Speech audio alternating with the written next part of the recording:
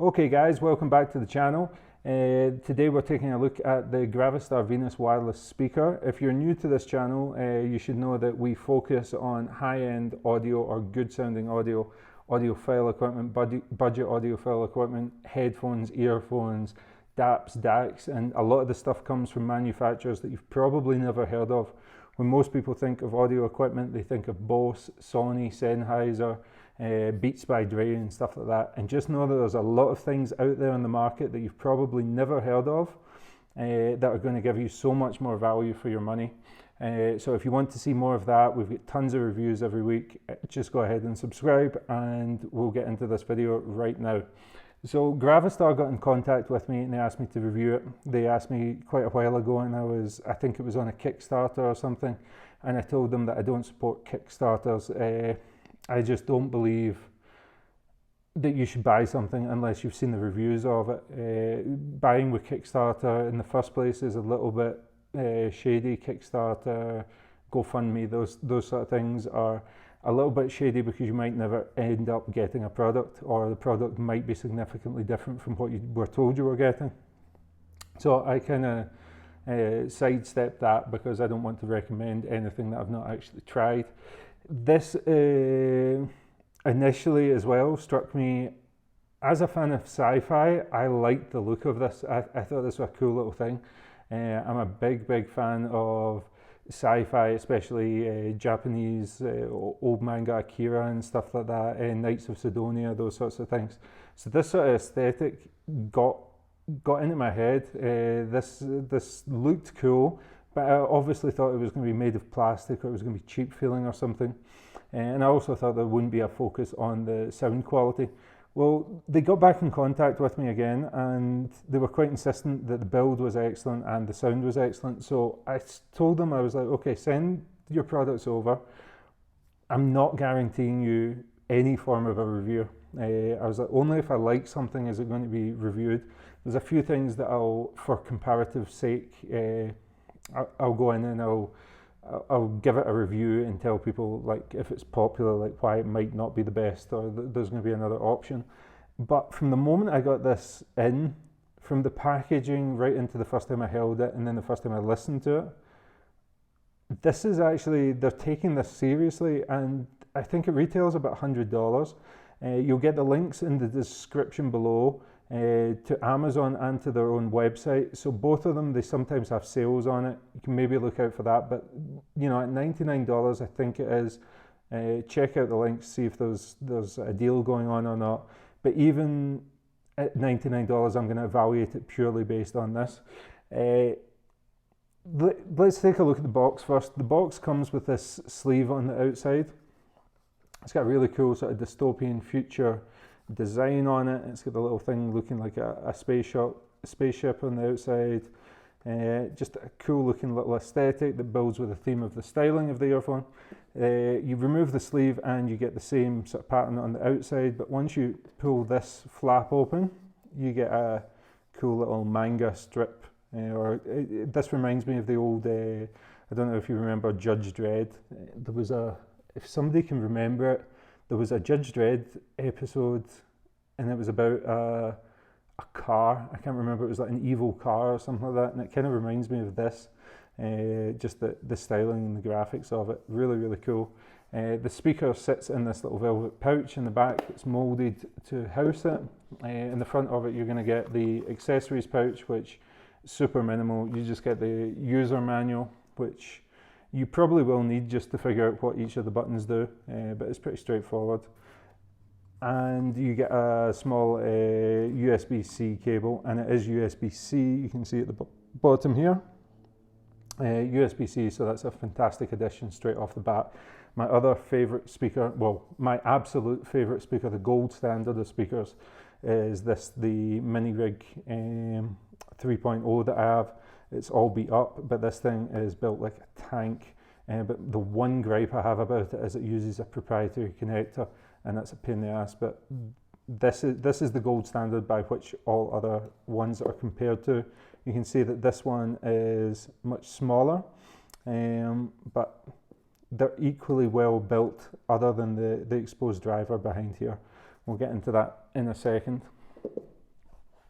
So the build quality on it, the minute I picked it out of the box, I was like, oh, this is really, really well made. This is all zinc alloy body, and where it does have plastic like up here, it's like rubberized, super, super nice, high quality stuff. The buttons are super nice quality, nice tactile feel to it. But overall, it's the weight. It's about half a kilo. I measured it at 460 grams. That's on the heavier side. The mini rig is about the same sort of weight, but this is obviously smaller. It's more densely packed. It is rock solid. On the back, you get this little bass port that moves in and out, and when you play music, it vibrates really, really nicely. It gives a cool little aesthetic to it. The front has this grill protector to cover over the actual exposed diaphragm. I would have preferred to have seen something like this to protect the diaphragm more. This is the one reason why I don't recommend it as a travel speaker unless you get the included Gravastar case just to cover the top of this. I would have liked to have seen like a mesh grill just protecting that a little bit more. But it's pretty cool when you see it in action, and when it's playing music you can see it vibrating on both sides. It's quite a cool little design. They come in a few different colours. This is the black and gold. This is personally my favourite styling for it. You can see when it sits on the table, it'll look like that. The bottom's three little legs. These do not articulate, but they have little rubber stoppers on the bottom, and the rubber is to catch vibrations to make sure there's no reverberations going through glass or metal surfaces. The top, you have 4 buttons. We'll go ahead and we'll turn it on. You'll see one of the first cool little things, just the way they keep the theme going throughout the packaging, the speaker, and even the firmware or the software. Ready to pair. So you can see it's got all these little voice commands. It's got RGB lighting on it, which is pretty cool. You see it like light up. You can connect using this button and using this for playback and volume controls up and down. The tactile feels really, really nice on it. It also has this carry strap or carry clip up there. This is such a heavy speaker that I wouldn't advise using this. This swinging about is going to cause some damage. And it's also going to feel kind of out of place if you've got this off a backpack or something like that. It's not like one of the JBL clips, which is lightweight and unobtrusive. This is a heavy thing to be having hanging off of something, and it's just going to scratch up the surface anyway. So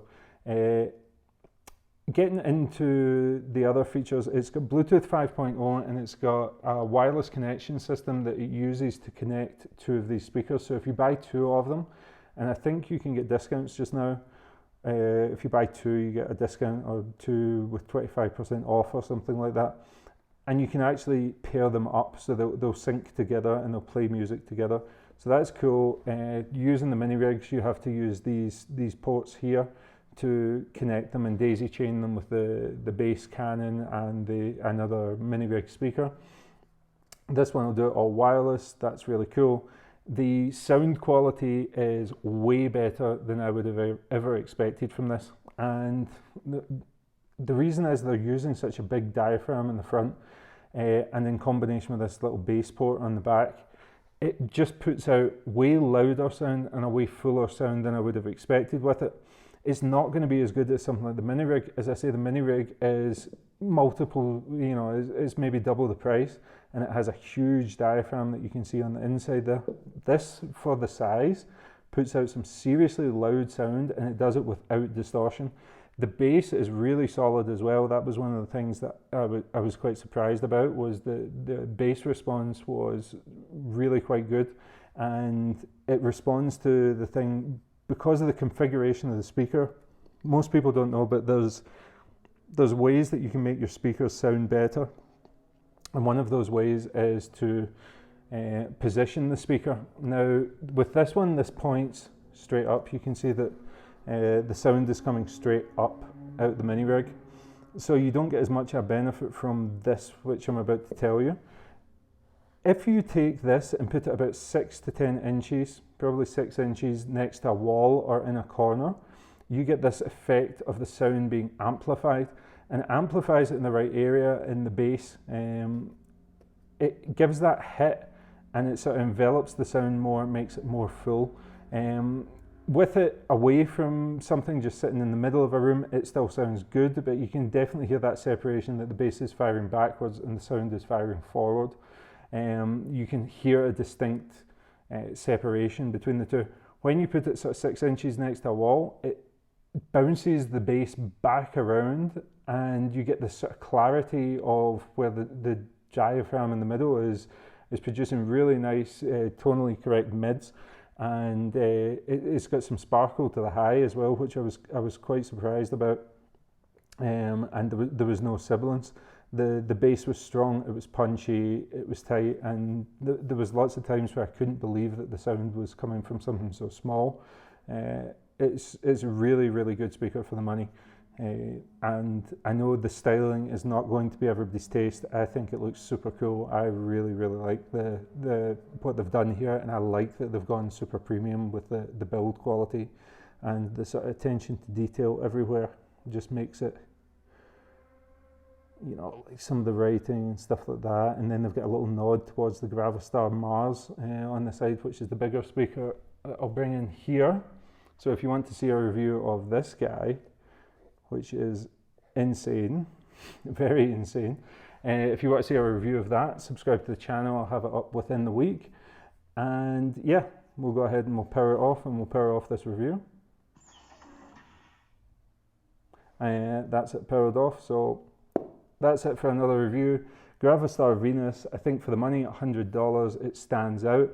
It sounds about worth the money, but the build quality and everything, like, take it up, and especially if you're a fan of sci-fi, there's nothing else really on the market that looks like this and has the same sort of build and sound quality going on. So that's it for another review, guys. Thanks very much for watching, and I'll catch you on the next one.